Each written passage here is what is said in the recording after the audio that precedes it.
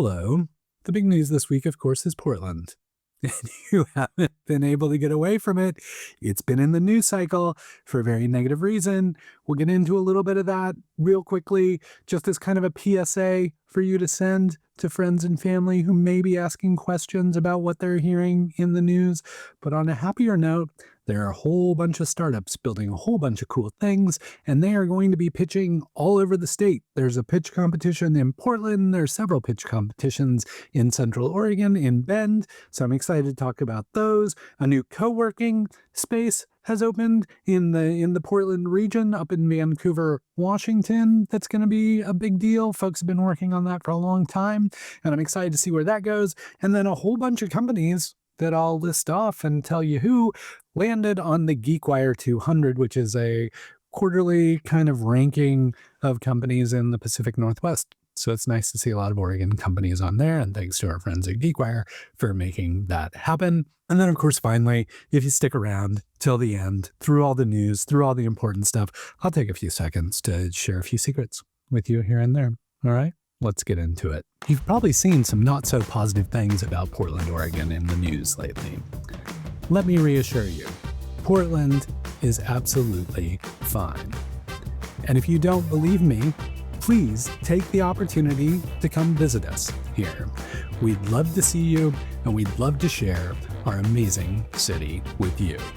And if you hurry, you might even make it in time for an emergency World Naked Bike Ride, which is the perfect Portland experience. Okay, now that we're done with that, I'm sorry we all have to deal with that. I'm sorry the news cycles are what they are, and that we're in this ridiculous timeline that we are, and it's stupid that we have to deal with that. But on the bright side, I'm seeing a lot of really interesting and positive stuff about Portland coming out. So it's all good. We'll get through it. But if you have people who are asking questions, hopefully that PSA can be helpful. Okay, to the quick news. Another week, another mention of Yak. I watched Shannon pitch at the Startup Grind AI Summit. It was kind of this global thing. There were hundreds and hundreds of people online while I was there. And I got to watch 4 companies, one of which was Yak, compete for the grand prize of the Startup Grind favorite startup in the world kind of thing. And while Yak didn't win, the pitch was really solid. Like, I was surprised it didn't win. Granted, I'm biased, but unfortunately Yak didn't win. But Shannon did get to take a global stage and share Yak with hundreds and hundreds of people, which is all good. And then Shannon will also be sharing Yak at Ben Venture Conference, which is coming up soon. Earth Class Mail strikes again. If you're not familiar with Earth Class Mail, they are not a startup anymore, but they started around here, and they are a digitized mail service. So you register for a P.O. box at Earth Class Mail, and you receive all your mail, they digitize it, they send it to you electronically, and really just take care of all your mail stuff so that you're not having to deal with it. Anyway, startups love Earth Class Mail. And so what winds up happening, it starts everywhere, love Earth Class Mail. So what winds up happening is every once in a while, somebody will report on a Beaverton-based startup that just raised a ton of money. And I'll be like, I've never heard of that company. I don't think that's a Beaverton company. And I'll do my research.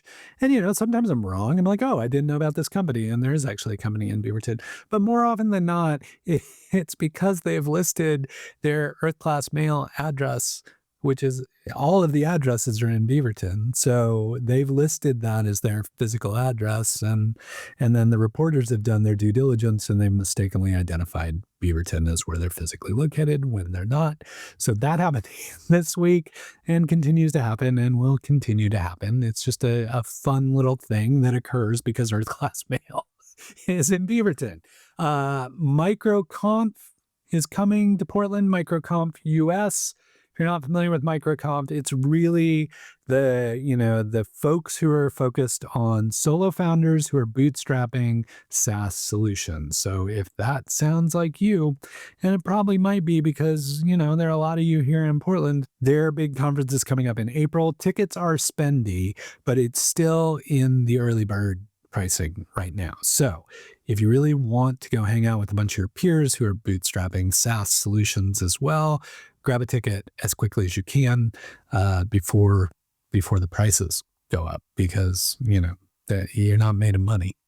You got to bootstrap your startup. So excited to have MicroConf come here. It's not a huge, gigantic conference, but I'm just excited because it really seems to kind of like fit the ethos of a lot of the things that are being built here in Portland. So MicroConf US 2026 coming in April to Portland. And then not much longer now for High Desert Innovation Week, which includes pitches at the High Desert Innovation Fest, as well as Bend Venture Conference, now in its 22nd year.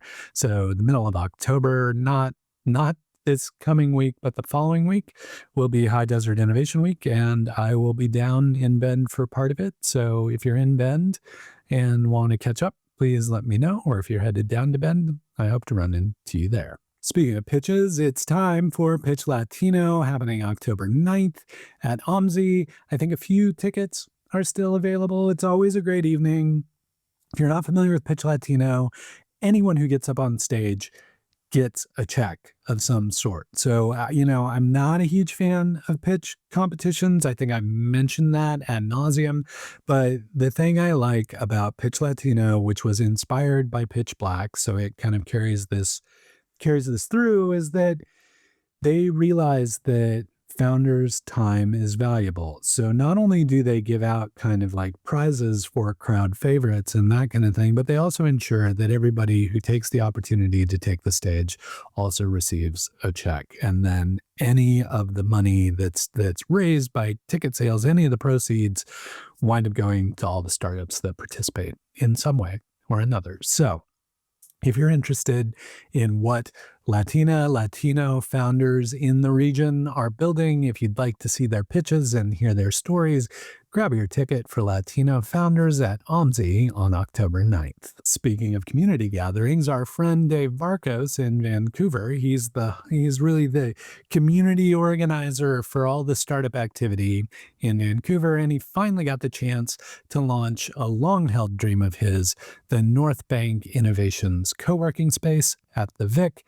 That launch happened last week and was attended by hundreds of people to come hang out and see what the facilities were like and meet some of the people who are going to work out of there and hear more about their plans for the future with the space. So really exciting times happening in Vancouver. There's a lot of really good activity in Vancouver, Washington, and Dave has been working on that stuff for a long time. So it's really nice to see him get the opportunity to not only share his vision with the community, but also really start to activate the strategy he's been working on for so long there in Vancouver. And I'll keep an eye on what's going on up there and keep you up to date.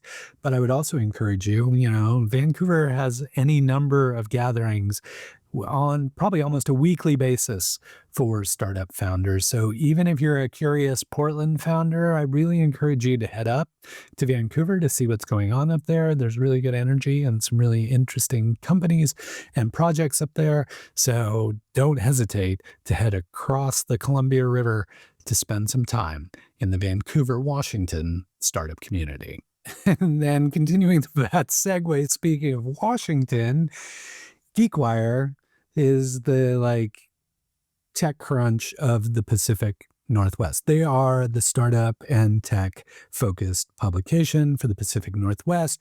I remember them when they first started, and they had this vision for what was needed from a news and media company in the Pacific Northwest, and they built it into such a great resource for not only startup founders, but anyone in technology in the Pacific Northwest. I read their stuff every single day and always learn something new, not only about startups here in our region, but of course, all the startup activity and tech activity in Seattle as well, and Spokane and elsewhere. Anyway, GeekWire, they put together a regular, I think they do it on a quarterly basis, something called the GeekWire 200. And the idea behind the GeekWire 200 is just to give you a ranking of companies, startup companies in the Pacific Northwest, and kind of how they potentially align with one another and who seems to be doing the best and like who's kind of moving up the charts and all that kind of thing. So in a very like Casey Kasem, Dick Clark, you don't even understand those references, do you? Is it Carson Daly or Ryan Seacrest? I don't know. Anyway, it's somebody who does charts. Somebody who gives you the standings on a regular basis. That's like what the GeekWire 200. I'm so old, Casey Kasem. Come on. So anyway, the thing this time around, I just was like, I haven't looked at that in a few months, so I'll take a glance at it. And there were 15 Oregon companies on that list. So I wanted to read them off to you in descending order of where they appear on the list, just so you have an idea of interesting companies in our region that are gaining attention throughout the Pacific Northwest. Okay, at the top of the list was Agility Robotics, coming in at number 5. Responsive, which used to be RFP.io, is coming in at number 8.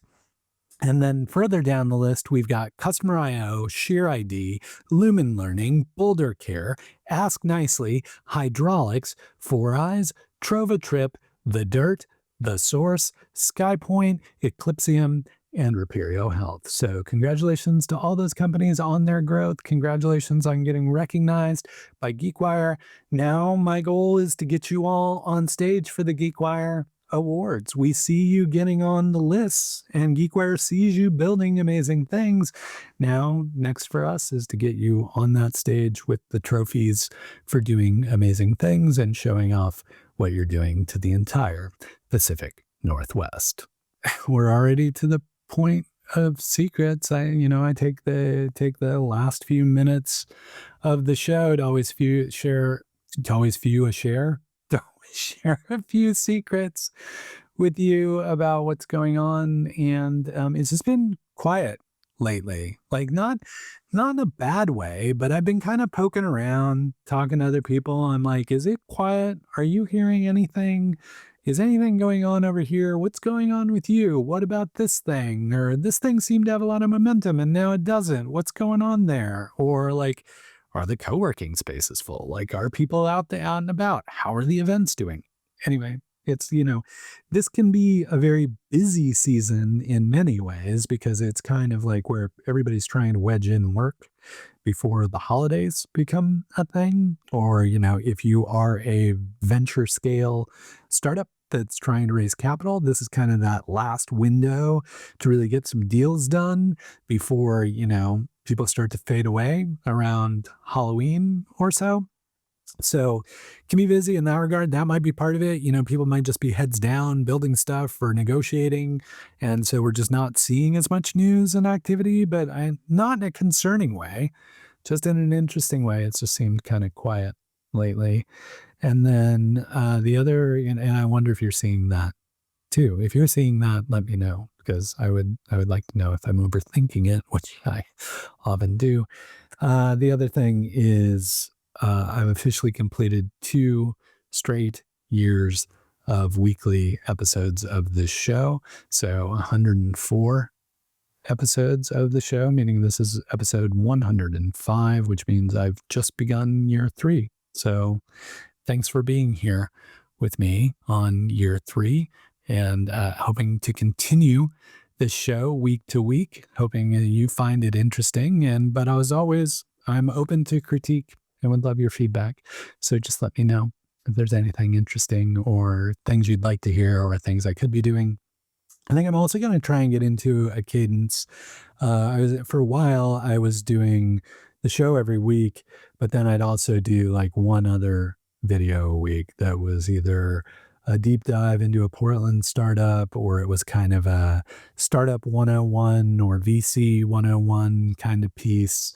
I might do some more of that content. I might do some more kind of like contextual, like this is what's going on in the broader startup community kind of piece to give you some context for where Portland and Oregon kind of fit in that regard.